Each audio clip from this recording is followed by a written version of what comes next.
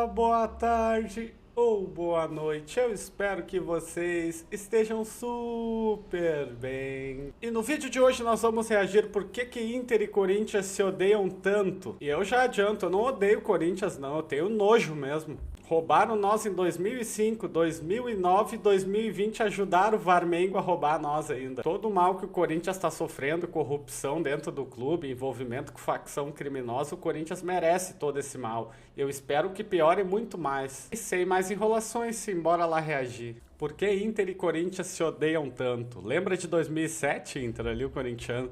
2007 o Inter e o Grêmio se juntaram para rebaixar o Corinthians, né? Provocações nas torcidas, bate-boca de dirigente, treta em campo.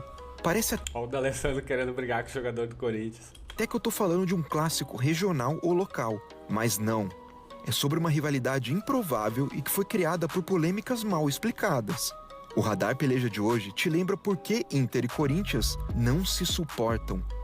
Esses dois clubes possuem algumas divergências antigas, é verdade, como em 76, quando disputavam o título do Campeonato Brasileiro, e o Corinthians reclamou do buzinaço na frente do hotel. Bem feito. Também da água estranha nos quartos dos jogadores.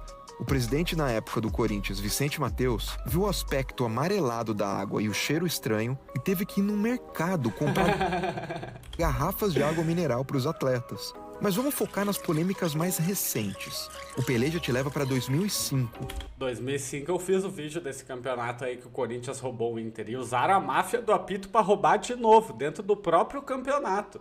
E tem vídeo do presidente do Corinthians assumindo que foi roubado, que o campeão era para ser o Inter, mas o Corinthians foi campeão porque foi roubado. E foi um áudio que a Polícia Federal estava investigando. O presidente do Corinthians interceptou uma ligação e viu o presidente do Corinthians falar isso. E não devolveram o título pro Inter, deixaram assim. Se fazem de louco a CBF. Tá louco, a CBF só tem bandido lá dentro. Os únicos que se salvam da CBF que não são bandido é a tia do cafezinho, segurança. São os únicos que se salvam. O resto é tudo bandido. Quando ocorreu no Brasil a chamada máfia do apito. Comprovada a denúncia de que o árbitro Edilson Pereira de Carvalho havia manipulado os resultados de 11 jogos no Campeonato Brasileiro, Luiz Sveiter, presidente do STJD, ordenou a repetição de todas essas partidas, mesmo com o árbitro. Foi comprovado que ele manipulou 2 jogos e anularam 11. E o próprio Edilson Pereira de Sampaio deu uma entrevista esses tempos falando, nem sabe por que anularam os outros. Anularam só para dar vantagem pro Corinthians. Usaram a máfia do apito para roubar de novo.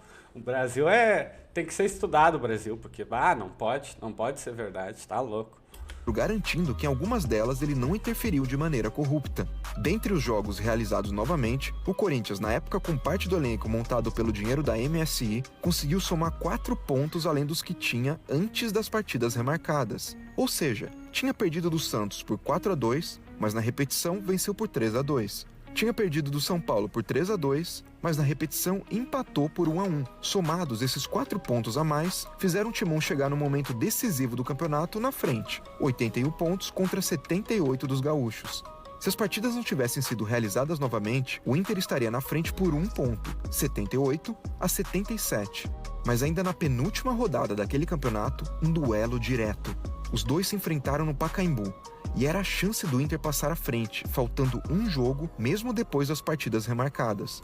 O resultado final foi 1-1, com um pênalti pro Internacional não marcado pelo... Olha ali, tá louco, ainda expulsa o Tinga, pelo amor de Deus.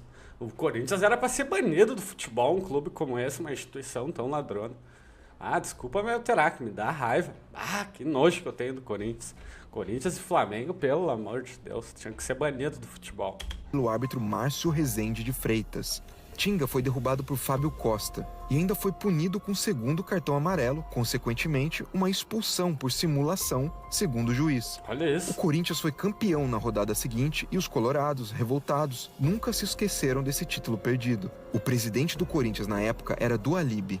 Um áudio divulgado pela Polícia Federal mostrou o próprio Dualib ao telefone dando sua opinião sobre aquele título. Passamos na frente por 1 ponto só, e roubado. Se não tivesse aquela merda de anulação de jogos, nós estaríamos fora, porque campeão de verdade foi o Internacional. As palavras do ex-presidente só aumentaram as suspeitas dos colorados sobre... Tem que ir na justiça e recuperar esse título, pelo amor de Deus. Não pode, tem todas as provas que foi roubado. Pelo amor de Deus, o Brasil tá louco. E ainda querem dizer que o Textor tá errado. Querem dizer que o Textor é louco, né? Pelo amor, os caras são muito safados, sujeira. E os caras correm pra defender a CBF, né? Até parece que não conhece o Brasil, né? E a CBF ainda no Rio de Janeiro, né? Era pra estar em Brasília. Tudo que representa muito poder tá em Brasília, mas a CBF tá no Rio de Janeiro. Quem diria, né? Para aquele torneio. Passados 2 anos, foi a vez dos paulistas se revoltarem contra os gaúchos.